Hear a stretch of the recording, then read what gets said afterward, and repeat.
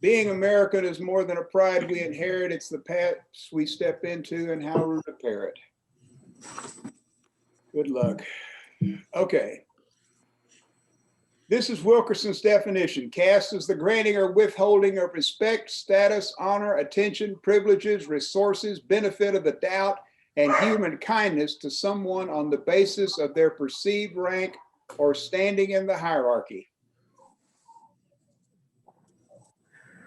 Now, this is from a paper by Darren Walker. This was from that book that I was just talking to some of you about, Winners Take All. Darren Walker is the head of the Ford Foundation. And that's one of the foundations that gives a lot of money to people, but he is struggling with the tendency to give money but still keep power. And he says inequality is built on antecedents, pre-existing conditions ranging from ingrained prejudice and historical, racial, gender, and ethnic biases to regressive tax policies that cumulatively define the systems and structures that enable equality to fester. Inequality is supposed to be. He went on to say that people aren't left behind and left out because they fail to take advantage of change. Many are born doomed because of who they are or their parents or great-great-grandparents are. Remember that great-great-grandparents business because it's going to show up again. Were because of where they live, because of their color or disabilities, and because of the political choices society has made about how to treat them. That's truer than we'd like to. By the way, remember the rules. If I skip something you want to, because I'm going to do a lot of quoting tonight, and if I skip a quote that you wanted to hassle me about, please stop me, okay? I mean, that's the rules. Okay, let's see. There are these are the historic origins, the pillars upholding the caste system. The pillar of upholding a belief system, the piers beneath the surface of a caste hierarchy. As these tenets took root in the firmament, it did not matter so much whether the assumptions were true, as most were not.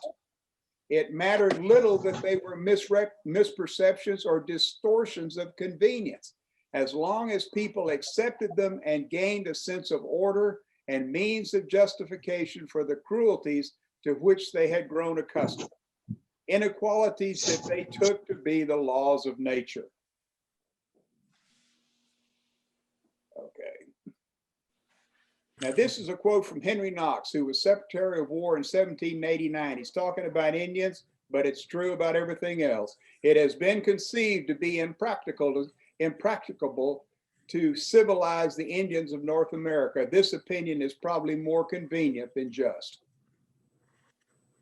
Remember what I told you, you can't get through the day without a good rationalization.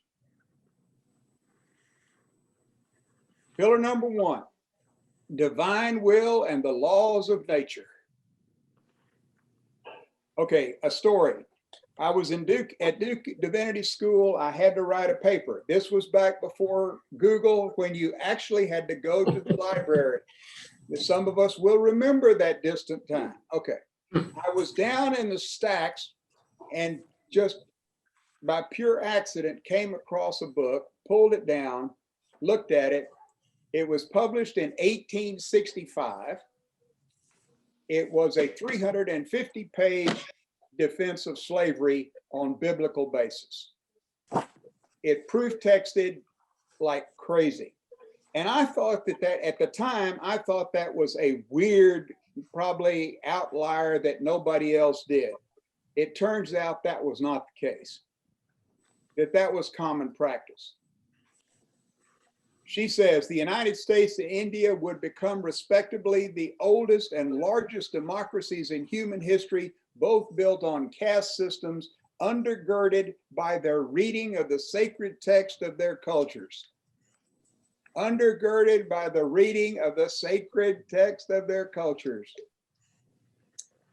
In both countries, the subordinate castes were consigned to the bottom, seen as deserving of their debasement owing to the sins of the past. I just keep going back to that. Undergirded by the sacred text of their cultures. Well, John, she talks about the son of Ham Yeah. theory. I had never heard that. Have you? Yeah, I had not heard that one. I heard it was the mark of Cain. Because Cain killed his brother, and that he was forever. I've heard that one too. Which tells me that if I really want to think something, I can find scripture story that'll back it up. Right. If I really want to.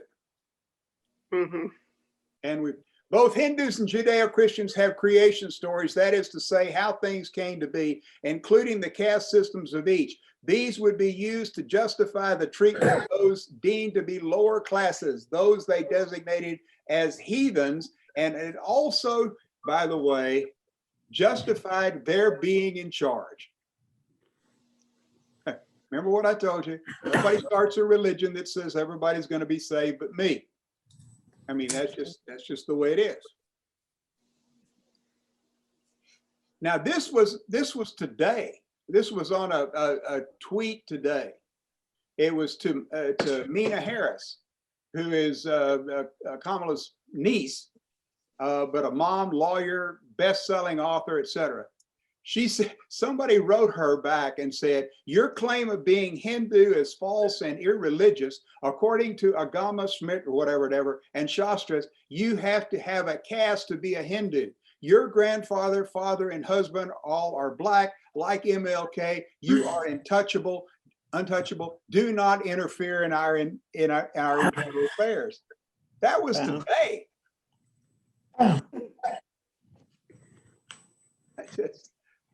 So, it don't quit. There's your curse of Ham, Suzanne. Yeah. The great architect had framed them physically and mentally to fill the sphere in which they were thrown. His wisdom and mercy combined in constituting them thus suited to the degraded position they were destined to occupy. That was written during the Confederacy by a clergyman, by the way. We'll talk more about those of you who went through the book quite too long will remember a lot of this stuff. It just I guess if I hear it enough times, I might actually understand it. Who knows? Let's see. These tenets, as interpreted by those who put themselves on high, would become the divine and spiritual foundation for the belief in a human pyramid willed by God, a great chain of being that the founders would further sculpt in the centuries to follow as circumstances required. And so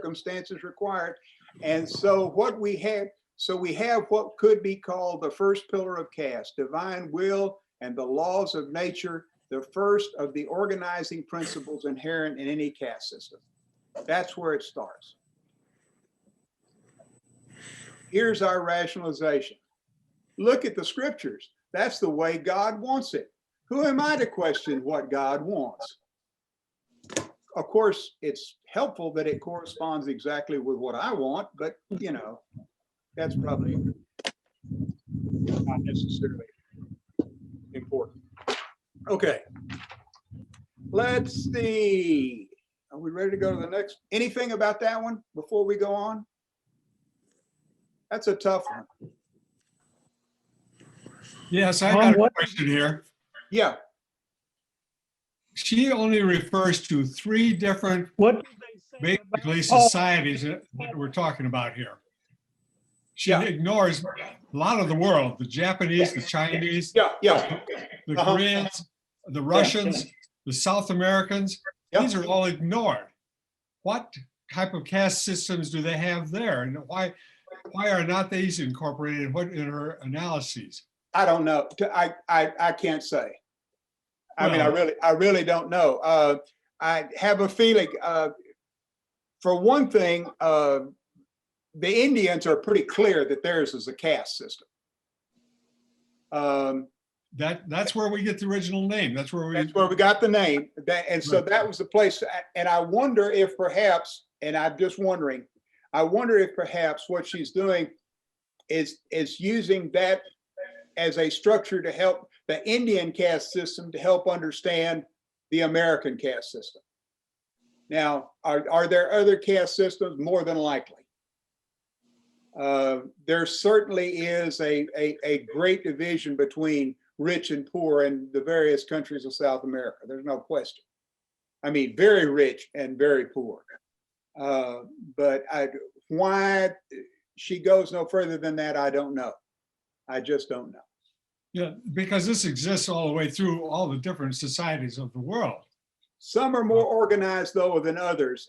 In this society, in India and in America and in Germany, it was legalized. It may be that the caste system in these other cultures exists culturally and by practice, but these were put into law.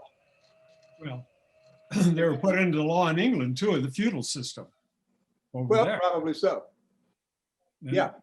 And we Well, and England, of course, spent their time in India. yeah. Let's John, look. do these people not read the New Testament? My Bible includes Old and New Testament. Well, because no, and I'll tell you why. Because the New Testament, when it comes to this, becomes very inconvenient. Mm-hmm. Why would I cite something that's counter to what I want to prove? And that's the problem with a lot of scripture, Howard, is that there are so many options throughout the text that you can pretty much find what you're looking for if you really want to bad enough, but you have to ignore the other stuff. And that's why you don't see a lot of New Testament stuff there. You're going to hear more about that too. When we start talking about the slave Bible, you'll find out that there's parts of the Bible they chose to leave out of that one too. Okay, let's look. Heritability. Talking about England. In India, as in England, it was generally the father who passed his rank to the children. In America, the children inherited the caste of their mother, both by law and custom. And in disputes beyond these parameters, a child was generally to take the status of the lowest ranking parent. Why do you think they went through the mother?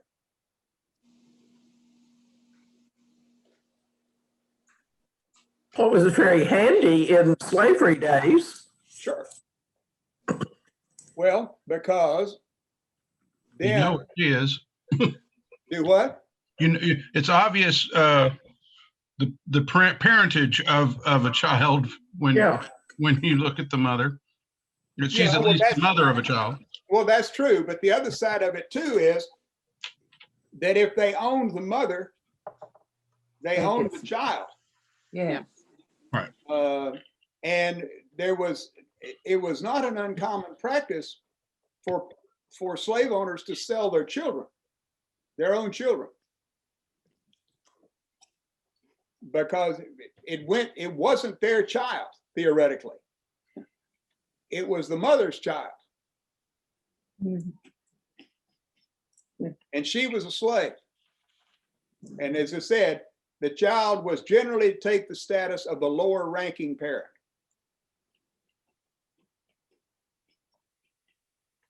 Now, this was from the Virginia General Assembly. Whereas some doubts have risen where the children got by, I love that, any Englishman upon a Negro woman should be slave or free, be it therefore enacted and declared by this present Grand Assembly that all children born in this country shall be bound or free according to the condition of the mother.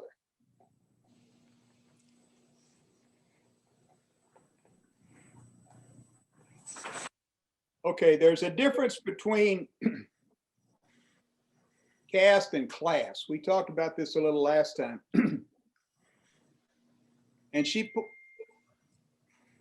through the years, wealth and class may have insulated some people born in the subordinate caste in America, but have not protected them from humiliating attempts to put them in their place. Like the Hindu caste system, the black-white distinction in the United States has supplied a social hierarchy determined by birth and arguably immutable even by achievement.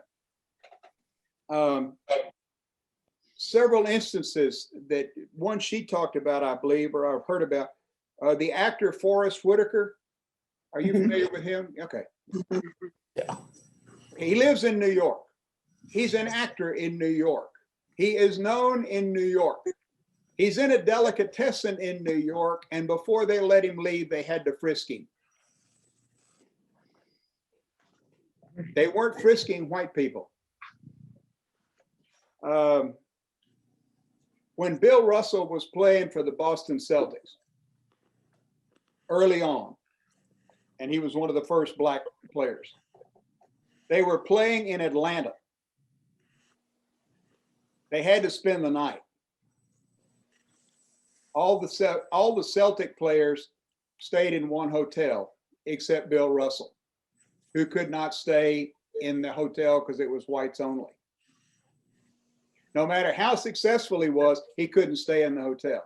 He went to Red Auerbach. He went to the other hotel, but then on the next day, he went to Red Auerbach and said, "This will never, ever happen again." And Auerbach made sure that it didn't. But even as successful it was, you know, class, if you make enough money, your class goes up. When it comes to that, I've always said the color issue is not black or white or brown, it's green. But when you're in a caste system, no matter how much cash you have, you're still at the bottom rung of the caste. Okay. John, I liked the two quotes.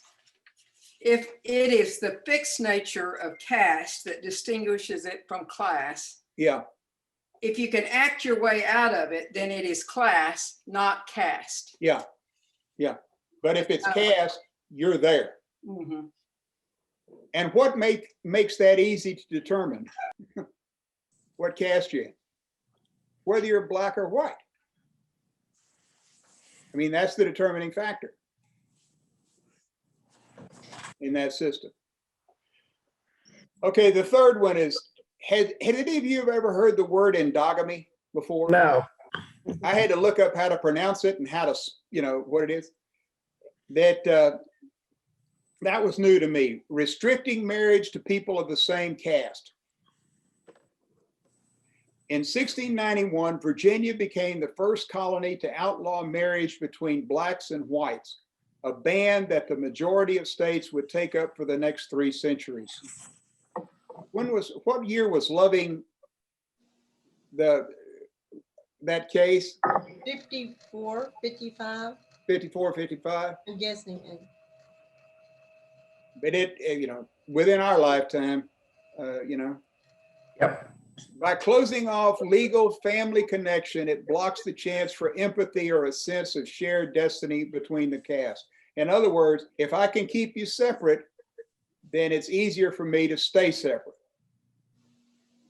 Does that make sense? I mean, it's an intentional move.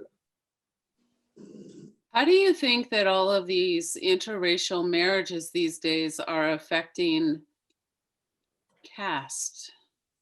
It's going to be interesting to see. Yeah, but they've been happening since now for more than 20 years. Yeah. I mean, Easily, yeah. Yeah, but 20 years, 20 years is the blink of an eye against a 300 to 400 year history. Well, that's true, but Keely just put in the chat that Loving was in 1967. Yeah, okay. So I think it's going to happen. I think acceptance of that is going to happen more quickly than one can imagine. I don't think it's going to be an arithmetic progression. I think it's going to be geometric. And the reason is because more and more people know more and more people. Okay. And when one knows someone personally, that it's harder to generalize. My son, Well, my son's best friend is black and is married, and it is interracial marriage. My trainer is an interracial marriage. Noble's trainer is an interracial marriage. My nephew's best friend is an interracial marriage. Okay, so there's this generation behind us. Yeah, go ahead. You're trying. I was just going to say, it's, you know, we're seeing people that we know, as you pointed out, but you know, on television and in commercials and that sort of thing, and you know, marketing, whether it's online or in a magazine. Remember magazines? Those things are printed on paper that you used to pick up and read. I remember. I saw one. You know, yeah. You know, there are lots of interracial couples, and you know, that's become it's really amazing. I think I've just been aware of that in the last couple of years, but there's more and more of it, of them pictured, and I think that in itself begins to make it more normal. So it's culture is shifting. It also helps. Interestingly enough, that has to do with your algorithm. So if you're looking at your computer and your particular algorithm indicates that you are liberal and or are in favor of and or are interested in other cultures, you are more likely to see ads like that. Well, yeah, but TV is different. I mean, TV. I was going to say, but I'm noticing it more on television. Yeah. Than I am on the computer. And, you know, when I see something on my computer, I tend to ignore it. I try to really not look at the ads that pop up in front of me. But on TV, unless you've recorded it and you're fast forwarding through them, you know, it's just much more apparent to me. And the other thing too is you notice that they never use ugly people in ads. Well, of course not. Okay. Well, I just point that out. No. And so you see, but I'm just talking about when you said that, you see the couple, they're both very attractive people that you are drawn to. And so in a way that kind of buffers, you know, and but I'm just listening. Then it buffers the shock value if that's what you want. I don't, you know. But I've noticed that too. It strikes me that if Virginia passed a law prohibiting marriage between white and black people, then it must have been happening. No, they were afraid it was going to happen. Well, so it was an anticipatory move. I think it was happening. It just wasn't legal. I mean, it wasn't, you know, like my great grandparents. Sorry, Keely talking. I'm trying to clean. But my great grandparents, my great grandma was white, and my great grandpa was black. And actually, she had to run the plan off of their property before, but it was happening, and it just, I don't think it was, you know, as legal as or as formal as going to the courthouse. Yeah. Well, she used the phrase that they were curating the population of the United States. Yeah. Yep. A good term. Yeah. To be, I would suggest watching Bridgerton on Netflix.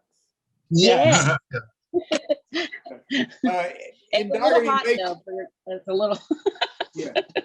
Endogamy, in fact, makes it more likely that those in the dominant class will see those deemed beneath them as not only less than human, but as an enemy, as not of their kind, and as a threat that must be held in check at all costs.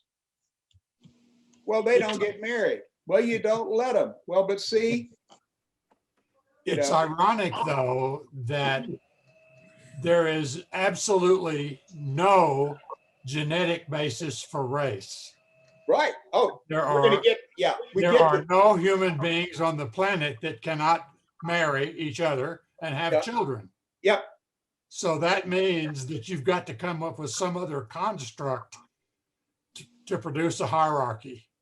Oh, sure. And have human beings always been able to come up with a hierarchy? I mean, we're great at it.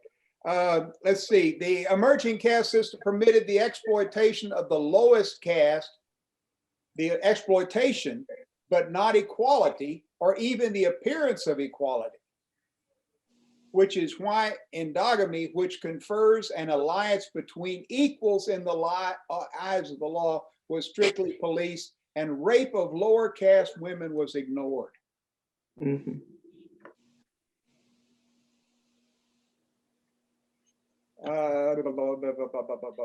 Oh, and of course that reinforced the race system. I mean, if you don't have endogamy, I mean, if endogamy is enforced, and if only blacks can marry blacks and only whites can marry whites, then white is always white and black is always black. Right. One of the problems that they had to deal with was the fact that black genes are dominant. Mm-hmm. Yeah. The children of white and black people are dark. Yep. Mm-hmm. And that was a huge problem. Yep. Well, we just said this, endogamy ensures the difference. It makes sure it stays. More about endogamy.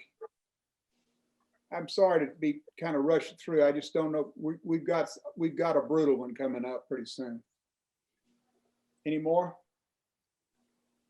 The fourth pillar of caste rests upon the fundamental belief in the purity of the dominant class and the fear of pollution from the caste beneath it. Apparently your genetic point had not sunk in, Jim. Yeah. Somebody tell me what they know about Plessy versus Ferguson. Lawyers in the crowd. Any? It established separate but equal, didn't it? Yeah. What was the condition? What happened? Oh gosh, you would ask. Who is Plessy? He was the guy on the train and he wouldn't get in the correct car. But he was very white, he could pass. 1/8. Mm-hmm. He was 1/8, but he did it intentionally. And it set up separate but equal, which set it up for what? Hundreds of years following. This is the book we've talked about that several of you have read, White Too Long. He wants to make the case in there that there's a sad history of the relationship between white Christianity and white supremacy. And part of that was to protect white people, they thought. I think we see it now. Oh, sure. I think we do too. The segregated word of God. They had separate worship. Now they either sat in the back or in the balcony or outside. Often outside. Separate Bibles for swearing in. I'd never heard that one. Yeah, if you were swearing in a court, they had and you had to put your hand on the Bible. Black people put a hand on a different Bible than white people, because there was the danger that if you touched a Bible that a black person had touched, somehow you were what? Polluted? Polluted. Tainted. And I know it's not your point, John, but also their testimony would not have been given as much credence as that. Oh no, absolutely. Yeah. Of course not. If they were allowed to testify at all. At all, right. Yeah. There were separate edited Bibles. There was a slave Bible. Guess which stories were left out of the slave Bible? Moses. Moses, slaves getting out of Egypt. Gee, I wonder why that never came up. And then it then was emphasized the distorted quotations of Paul, probably, in slavery, obeying your master. Yeah, so yeah, Howard was asking why they didn't use the New Testament. They probably used a few of Paul's deals. So, John. Yes, ma'am. Do you have a copy of a slave Bible? No, I do not. Have you ever seen one? No, I have not. Okay. But I would be interested in seeing one. I've heard some other stories about other kinds of Bibles. The one Jim Wallace did where he took out all the sections about poor people in the Bible, cut him out. He said there wasn't a whole lot of Bible left once you got through it. So, you know, it's just, and what it was it Jefferson that Jefferson, yeah. The Bible? He cut out all the miracles. Yeah. Okay. Now there's the sanctity of water. Somehow lower classes touching water pollutes it. And there were some horrible stories. I'm not sure that this was the one that was in it or whether this was in the one about White Too Long, about the Little League team. Was that? Yes. Yeah, it was in this. Okay, then you know, they wouldn't let the kid touch the water because they would have to drain the pool and scour it. Give me a break. Well, that was also the story where they put him in on a float where he couldn't, and everybody else got out of the water. And don't touch the water. Don't touch it. Right. For God's sake, don't touch the water. And then he had to go back to his place when he got out. Yeah. I'm sure that doesn't have any effect on him. Please. It said he was never the same. Well, that's what I meant. Yeah. Well, and I have a story in 1976. I was going to give our twin daughters a birthday party, and there were 2 Black girls in their class at Westwood. Yeah. And it clicked on me that we had no Black members. I'd never seen a Black person. And I had to call out there. This was 1976. And they said to me they didn't know what the policy was. And I told them what the policy was. I'm so shocked. But not you, Robbie. No, but my concern was how would others react that I couldn't control? Yeah, but that's 1976. Yeah. It's always interesting. When I was out in West Texas, in the little town of Murchison, our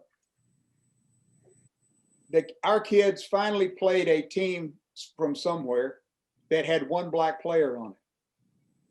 That's the first time they had ever seen a Black player. And some of them didn't do well, because I heard the stories when they came home. Of course, that has never been quite the home of liberalism that you would, could imagine. But it is interesting that whole sanctity of water business just got to me about how strained that was. There is a wonderful story from Mr. Rogers' Neighborhood. Yeah. Mm-hmm. I love that story about the Black mail carrier who came by Fred Rogers' house and he was cooling off his feet in a tub of water on a hot day. Yeah. And he invited the mail carrier to take off his shoes and socks. Mm-hmm. And that may have been the first time I ever saw that happen. Well, and it was not a small, that was not a small thing.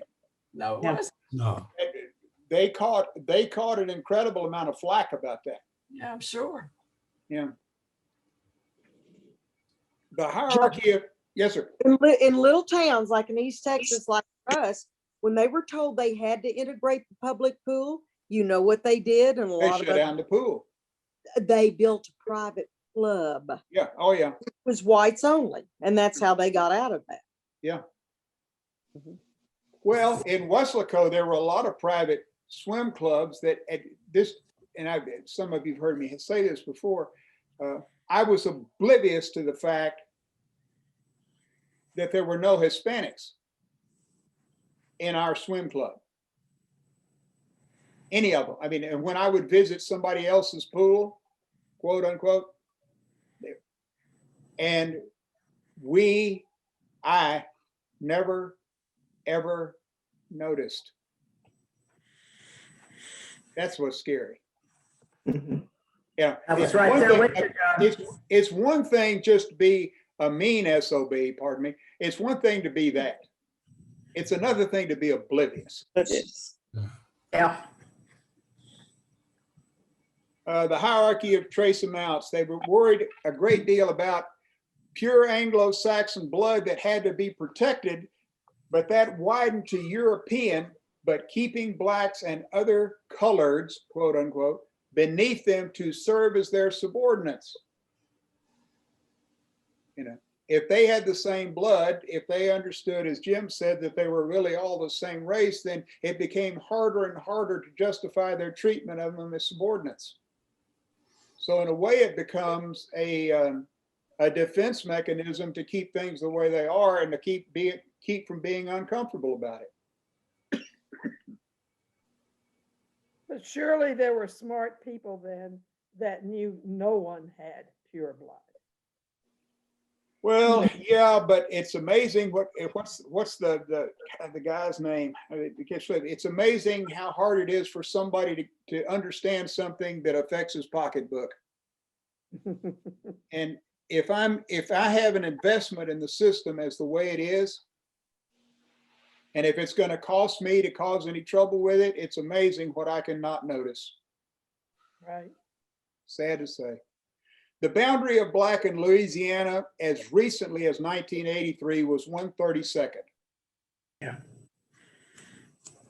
I think that's great grandparent. Is that, I was trying to do the math back because your parents would be half, grandparents would be 8, great grandparents would be 16, great grand would be 32nd, I think. That's why I pointed out that great whatever earlier. You got to wonder how they tested for that. Well, and how do you keep up with it when well, I guess because they were on property, black people were on property rolls because they were property. I mean, it's not like they were it's not like that you had birth certificates or whatever like that. It was more like we had, I was keeping track. It was an inventory, for lack of a better word. It was just, go. Can I say something? Sure, go for it. I lived in Louisiana in the 80s, and they also were tracing, you had to prove your Cajunness, how much Cajun blood you had. You had to prove your Native American blood. We just laughed and thought they had a new machine in genetics lab. We didn't know why suddenly this was happening. But then I moved to Oklahoma, same thing happens here. Mm-hmm. Yeah. This cracked me up, and I don't, it's not worth our time, but these were all the different names that they had for the different.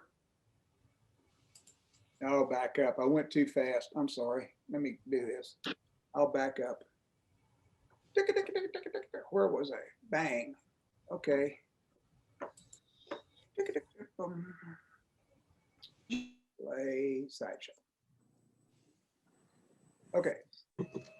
3/4 black were Griffs. Maribon were 5/8. John? Yes, sir. Can't see it. Quadroon. Gives a 1/64. Oh, yeah, wait. We get better. And then that's when the third rank. I'm sorry. But that was probably due to the high-ranking SS officers who had wives that were not pure Aryan. Yeah, might have been. The interesting thing is, and it gets back to what Jim was saying earlier,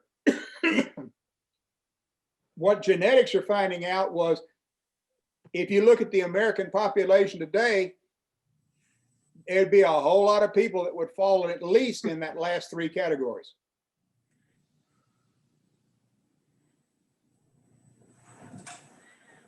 Hey, John, I think you need to share your screen again because we don't see the display. I got you. I got you. Sorry Okay, about thanks. that. No worries.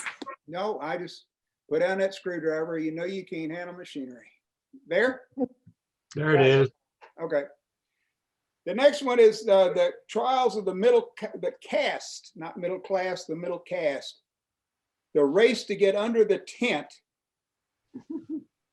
And what that was about was a lot of people, when they came into the country that were not Anglo-Saxon, but were European, worked real hard to be classified as white because they didn't want to be classified as black.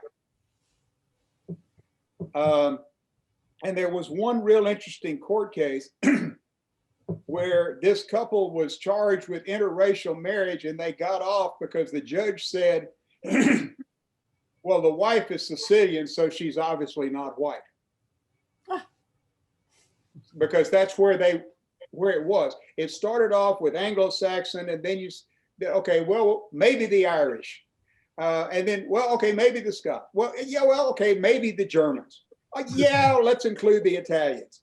You know, and there were all kinds of court cases where these nationalities were trying to get in under the umbrella so they could be classed as white, so that they would not be subject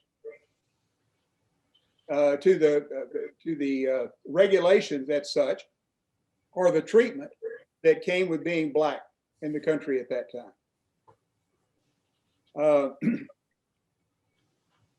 Purity became very important, and the bottom rung becomes very important. What was consistent was the absolute exclusion of the bottom caste. Different water fountains. I saw that at the Shamrock Hotel. Yeah. How many of you have seen that? Have almost, yeah, okay. And it never crossed my mind, John. I remember at the little park in our neighborhood when I was 7 or 8, I can still see colored fountain. Farrah was in one of the department stores in Houston, big one, when she was a little girl. Yeah, probably. And she saw a water fountain that said, it was what? Wine Gardens grocery store. And she saw a sign that said colored. And so she thought the water was colored. You know. And it looked colored, she said. Yeah. I made a terrible mistake, John. Yeah. I made a terrible mistake when I was about 5 years old in Sanger Brothers in Dallas, when I drank out of the colored water fountain, and I thought my mother was going to die on the spot. Yeah. Oh, yeah. Yeah. And I expected colored water too, as a matter of fact. Yeah, well, you know, that's what it said. you know, you're literal when you're 5 years old, you know. Different water fountains, different entrances, different seating. Could not try on clothes. Beverly Silas has told us in Sunday school class about she could go into Scarborough's, but if she wanted to look at hose, stockings in those days, they would not even let her put her hand in it to see how the color looked on her skin.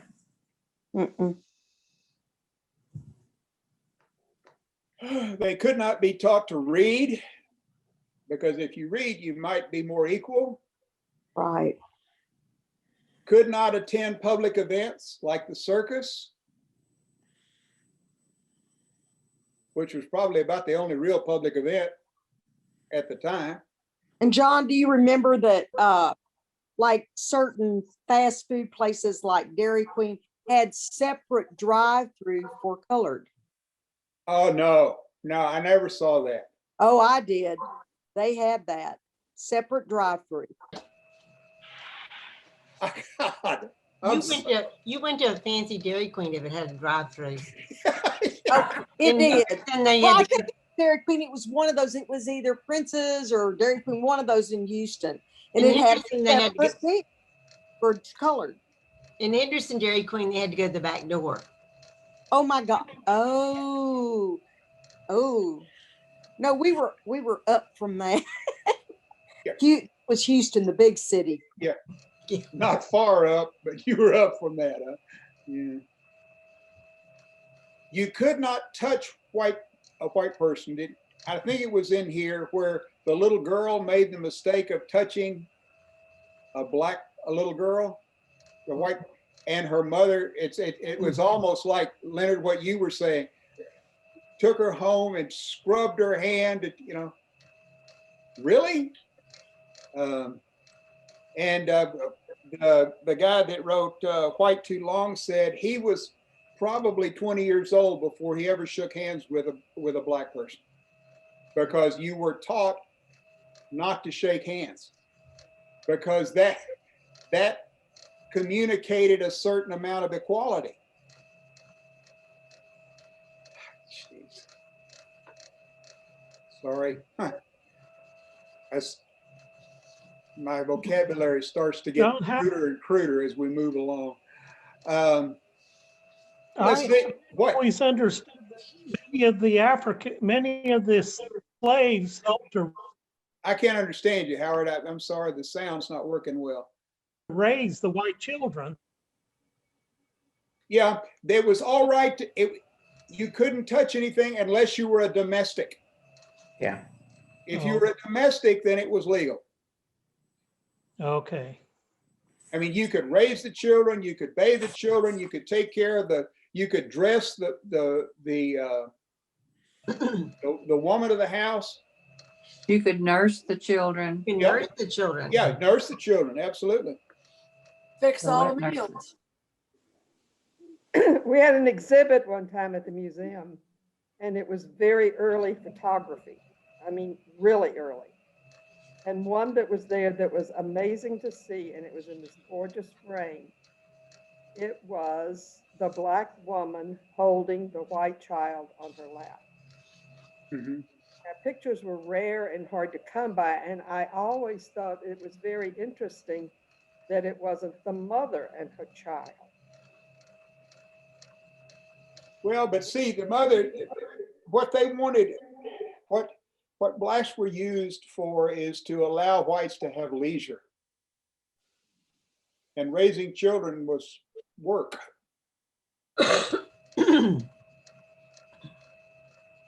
Okay, let's move. Number 5, occupational hierarchy. Had anybody been, I've done woodworking and everything. I had never heard of the term mud cell. I hadn't either. No, that's brand new. Yeah. It's a support, as it says, a supporting cell. It's what everything rests on. And so think about this. The lowest social level is the mud cell. The whole structure rests on the mud cell. That's how important the mud cell is. So you can't mess with the mud cell, or else it distorts the rest of the structure. In a caste system, the mud cell is about, I jumped ahead. Jata is caste in Hindu society. Indian philosophy describes any group of things that have generic characteristics in common. That's just basically the Indian version. In India and in America, the division of labor is defined by your place in the caste hierarchy. There are jobs in India, when you are born, that's what you're going to do. That's your life.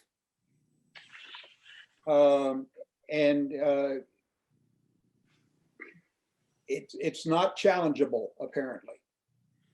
The same thing was basically true in America. This is James Vardaman from Mississippi as governor. Anything that causes the Negro to aspire above the plow handle, the cook pot, in a word, the functions of a servant, will be the worst thing on earth for the Negro. God Almighty designed him for a menial. He is fit for nothing else. He makes the point that India had more classifications. You could go higher. America just had 2. Well, I don't know how much higher you could go, because there were some stories that once you were in the caste, that's what you did. Yeah, but I mean, your caste, there was more of a range. Yeah, but some of that was after you died. If you were good, you got to come back as something else. Reincarnation. Well, I mean, she talks about 6 merchant classes, 3 scribes, 40 peasant classes, etc. Yeah, yeah. But there were 2 in America. You're right. Slavery set the artificial parameters for the role each caste was to perform, and the only job beyond the plow or kitchen that the caste system openly encouraged of the lowest caste was that of entertainment. I grew up in Weslaco, Texas, where the Lions Club had a minstrel show every year. Yep. White people in blackface. Yep. Well, the University of Texas had the cowboy minstrels. They had the cowboy minstrel show. Yep. Mm-hmm. Same thing. And we still expect, by the way, entertainment. For example, when LeBron James made a political statement not too long ago, Laura Ingraham said, in her own caring and loving way, just shut up and dribble. You're here to entertain me or to, be our sports person. We're not here to listen to you think. It was, I'm trying to remember, help me, there was white young man that played quarterback for the University of Florida not too long ago, went into pro ball and then tried to play not only pro football, but pro baseball, didn't do real well at either one. Huh? Was it Tim Tebow? Bing, you win. I was trying to remember his name. Okay, hold that thought. Colin Kaepernick kneels before a ball game and all hell breaks loose. Tim Tebow, during the national anthem, Tim Tebow knelt before a ball game praying during the national anthem. Not a word was said. But it's all right. And I raised that. Somebody was raising hell about Kaepernick, and I said, well, what about Tim Tebow? Oh, he was praying. And I said, how do you know Kaepernick wasn't praying? That's exactly right. How do you know? Oh, all right. Doesn't fit with the deal. Right. And it got to the point where it was very hard to find white people that would do the work that black people did. Some of it was because it was just damn hard. But the other one was, I ain't going to do something a black person's doing, because somehow that equates me with them. And we've talked about this before, but as it comes with the entertainment, blacks were always supposed to be happy. Yeah. Smiling and look merry. Yeah. There's a Netflix special called They Gotta Have Us that traces the history of African Americans in film. That's interesting. Yeah. John, there was a big deal when they made Gone with the Wind, because there was a kind of a backlash against showing the slaves seemingly happy and singing on their way back to the fields. Yeah. It got in there, but it was an issue. Well, we really wanted, okay, we really wanted to believe that they were happy. Please don't let me know that you're unhappy, because then I would have to perhaps consider.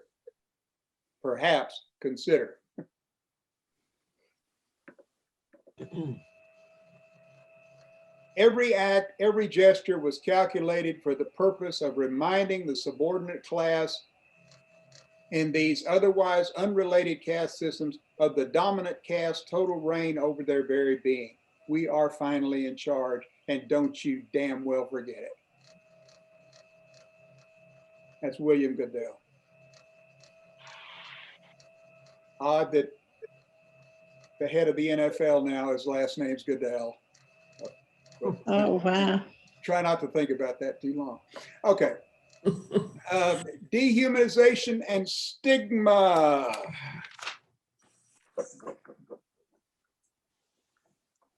To dehumanize another human being is not merely to declare that someone is not human, and it does not happen by accident. It is a process, a programming. It takes energy and reinforcement to deny what is self-evident in another member of one's own species. Yeah, John, that makes me think about my dad, who's 94. When he grew up in Yoakum, Texas, and when he was in high school, he worked at a gas station with a middle-aged Black man. And when the owner of the station went on vacation, he would leave my father in charge. Yep. Even though the Black man knew the business in and out, because he didn't want the Black man handling money. Or to be perceived in charge. Right. And talk about dehumanization. Yeah. Also, my dad was on the football team, and when they would get new uniforms, they would give the old ones to the Black high school, yeah, including the shoes and everything. And another aspect of dehumanization. She talks about, in this slide, talks about it. They didn't want to see human responses. For example, okay, a man and a woman had been together forever. They were basically husband and wife. They may have had children together. They split the family up. But they were not supposed to show any emotion at all at the separation. Why would you do that? Why would you do? Because, and this is the line, it's harder to dehumanize a single person standing in front of you, wiping away tears at the loss of a loved one, just as you would, or wincing in pain from a fall as you would, laughing at an unexpected double entendre as you might. It is harder to dehumanize a single individual that you have gotten the chance to know, which is why people and groups who seek power and division do not bother with dehumanizing an individual. It's better to attach a stigma, a taint of pollution to an entire group. It is easier to talk about them than it is to talk about Bill. Wow. And we don't want to know that they have feelings. This is the earlier part of the reading. Mm-hmm. Well, that would make them more human. Yeah, which we don't want to give them that. Yeah. Why does it say Johnny Appleseed at the bottom of that? Because I didn't take it out. It's gonna say Johnny said that? God. No, that's the standard deal on that frame, and I got most of them, but that one was hidden under something. Don't get smart with me, Susan. I'm just trying to get by here.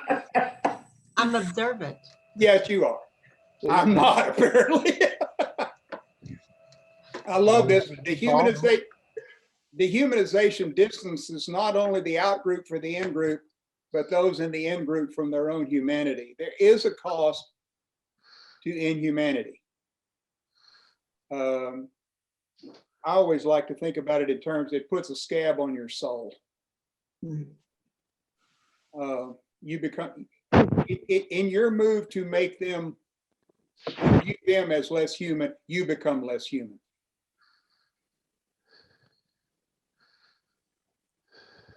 Individuals were no longer individuals. individuality, after all, is a luxury afforded the dominant class. Individuality is the first distinction lost to the stigmatized. I can't let you be one.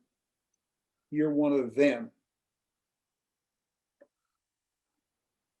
Which one might say is a part of the problem with our politics at this particular point, but that's another sermon for another time.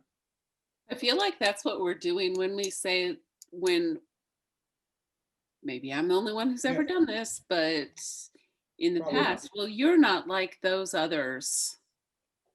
Okay, remember it was Eddie Murphy. Eddie Murphy in a comedy routine was talking about Colin Powell. And he said, white people say, gee, he speaks so well. Really?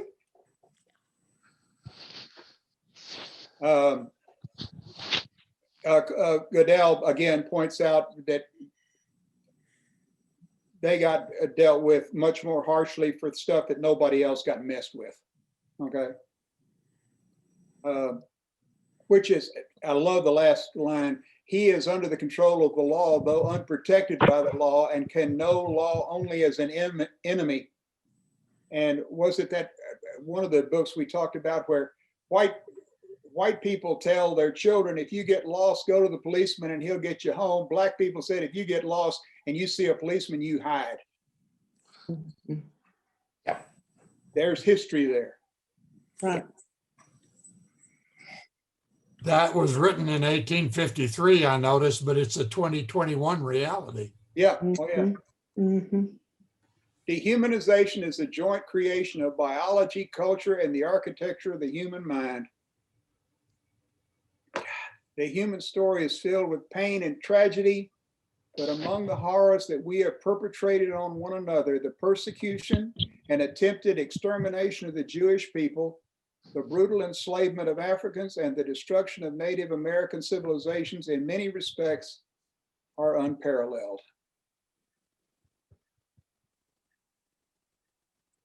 Just makes you proud. Mm-hmm.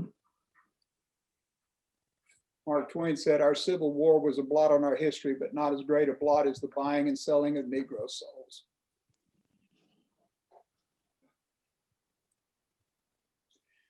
Terror is enforcement. Wasn't this also the chapter with the medical stuff, and where it was believed that they do not feel pain, that blacks don't?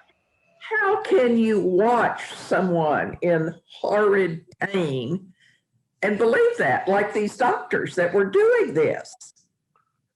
There have been psychological experiments.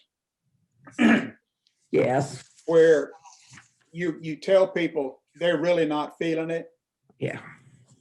And people will inflict more and more pain if they're just told it's all right.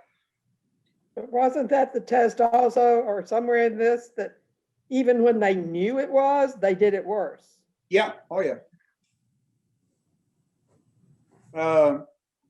Here we go. The only way to keep an entire group of sentient beings in an artificially fixed place beneath all others and beneath their own talents is with violence and terror, psychologically and physical, to preempt resistance before it can be imagined. Evil asks little of the dominant caste other than to sit back and do nothing. Remember the ashes last week from the ovens? People knew it was there. Yeah. Yes. All that it needs from bystanders is their silent complicity in the evil committed on their behalf. Though a caste system will protect and perhaps even reward those who deign to join in the terror.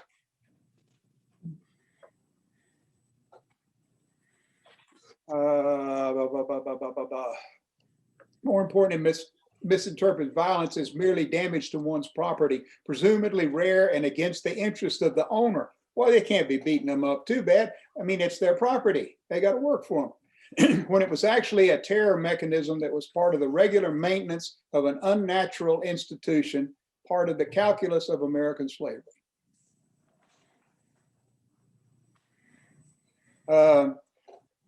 talks about after slavery ended. Who was it? Matthew Dodd the other day did a wonderful summary about what happened to us after Reconstruction, when Reconstruction stopped. And the African Americans at that particular point were placed at the mercy of their slave owners, who no longer had to worry about the fact that they were property that they had to worry about anymore. They just had to keep them in their place. And that last line there, a lynching every 3 or 4 days in the first 4 decades of the 20th century.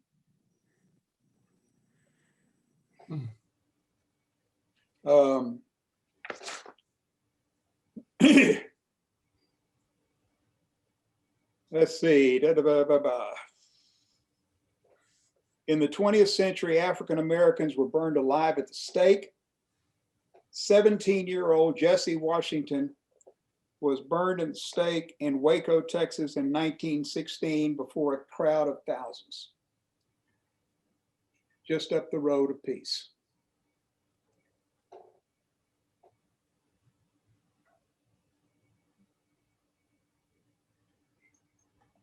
Nazis in Germany and the planners, they would all do the same thing. They would find someone in the group who would take responsibility or would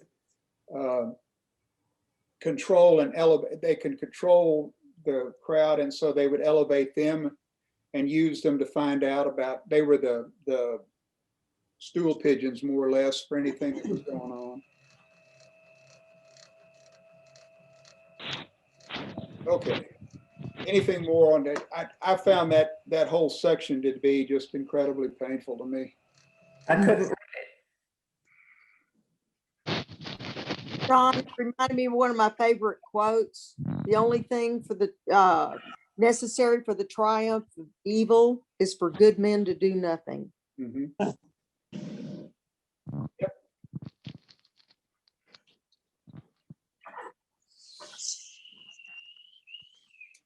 Beneath each pillar of caste was the presumption and continual reminder of the inborn superiority of the dominant class and the inherent inferiority of the subordinate.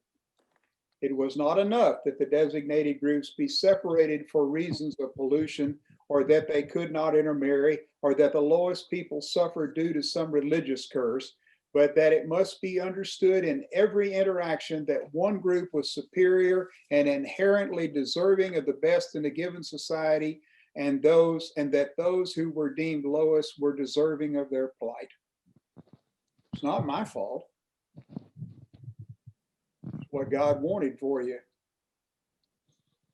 And in the immortal words of Mark Twain, and what do we call a God like that? Why, we call him loving.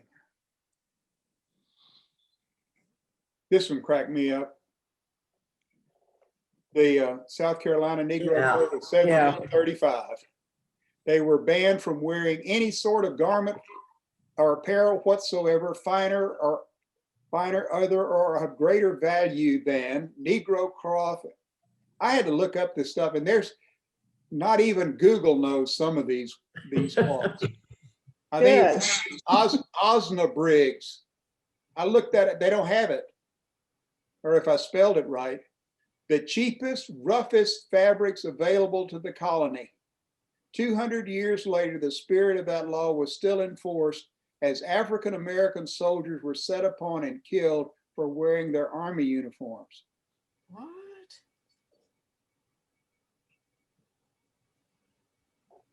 A lot of people were not real happy about the integration of the armed forces. Because what did it say?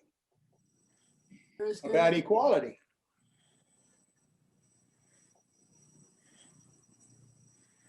From the beginning, the power of caste and the superior status of the dominant group was perhaps never clearer than when the person deemed superior unquestionably was not. I think I told some of you the doctor who theoretically discovered the smallpox vaccination, he didn't discover it. Wow. His black slave said, back in Africa, we used to do this. And finally, they convinced him to try it. He never got credit.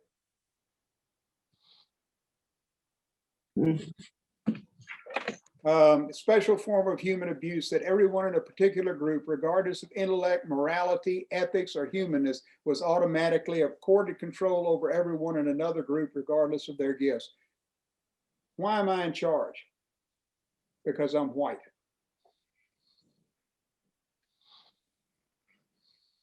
And the code extended. I can tell you a story about that. It's embarrassing. This was in the 80s. A moving company was coming to move my daughter. She was downstairs. I go to the door. It was an older Black man and a younger white man. And I go to the white man thinking he's in charge. Uh-huh. And the Black man said, I'm the one that'll be running this. Kelly pops up. Now, Kelly was 20, 21, comes running up the stairs and did exactly what I did. She went to the younger white man. Now, if they'd both been Black, if they'd both been white, we would have turned to the older person. Now, that's racist. That's racist. It is, but it also says something, Robbie, and that is how deeply embedded that is. Last week we talked about, I think it was Richard Rohr's deal about worldview. It's the way you see the world, even though you don't even know that's the way you see it. Unconscious bias. Unconscious bias. The other thing about this, though, that I have thought before, and the thing about the smallpox really brings it forward, is that if you think about 400 years of doing this, imagine what has been lost in terms of things like vaccines. Yes. She spends her how to do things. I mean, just think of all the knowledge that we have just put aside, ignored, and it's just it's sad to think of it, that where we might be in a totally different place in the world. Well, she spends her whole last chapter about the cost of casteism. And part of it is just exactly what you're talking about, Penny, and that is because we refuse to see from them because they're them, what have we given up? A much more common example is I can't think. The Black pitcher who was so good. Satchel Paige. Satchel Paige. Thank you. My mind just went blank. Yeah. Okay. Incredible pitcher that no one used. How many teams could have been so much better? But no, we can't use him. Well, why? Well, he couldn't be any good because he's Black. This happened at Parker Lane recently when Sharon Stewart, who is an African-American elder in the Texas Conference, needed to be reappointed because she had been at Goliad, where they still have a restaurant called the Hanging Tree. Okay. And the bishop called me and asked me if we had room at Parker Lane. And I said, well, actually, as a congregation, we've been discerning that we probably need a senior pastor of color because we're in a neighborhood that is predominantly non-white. So yeah, we could probably figure this out. I told him it was important that she come in as senior pastor. The congregation was fine with that. In fact, that was their preference. The bishop would not put it that way in the record. He put that we were co-pastors, even though she functioned as the senior pastor, and that's how she was addressed. You change the name, it stays the same, and everyone progresses. Oh, jeez. I loved the last, I didn't love it, I hated it. A planter in Mississippi said that if his tenant didn't stop acting so big, the next time it would be a bullet or a rope. That's the way you manage them when they get too big. In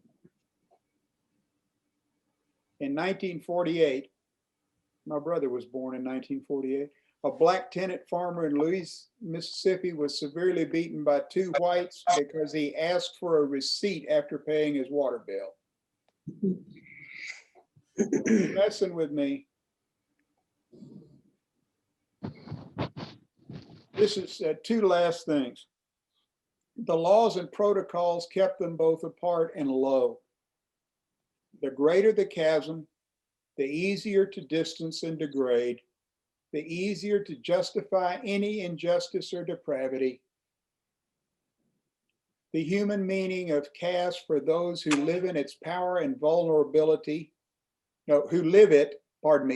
is power and vulnerability, privilege and oppression, honor and denigration, plenty and want, reward and deprivation, security and anxiety.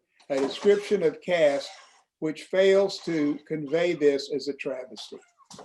Hey, Deacon. Dog came in to join me.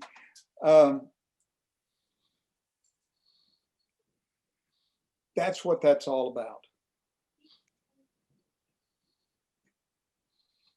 And I want to end tonight.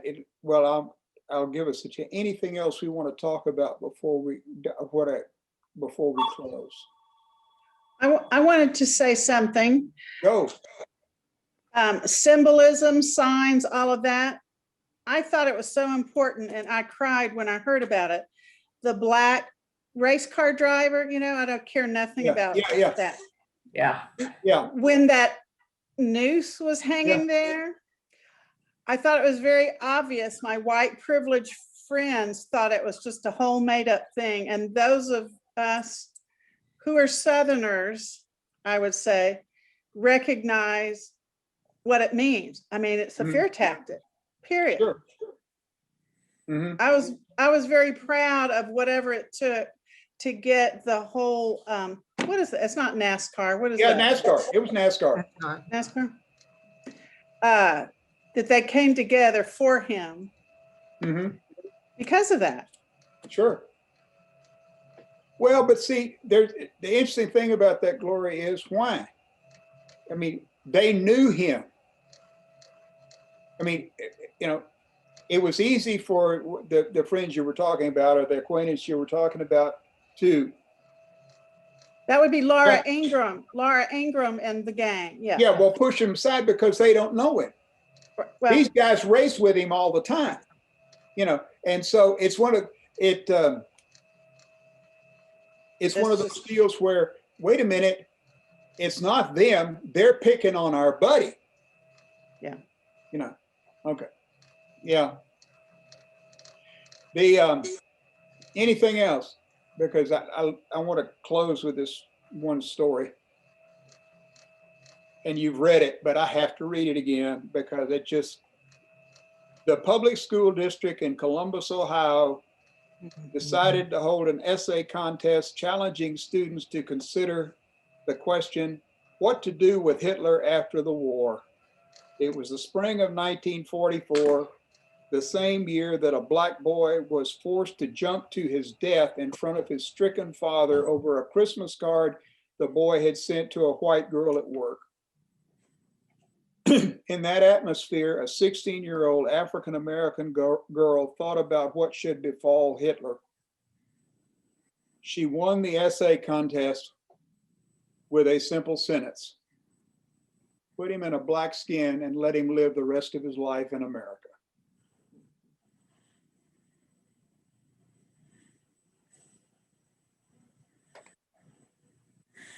That's where we are.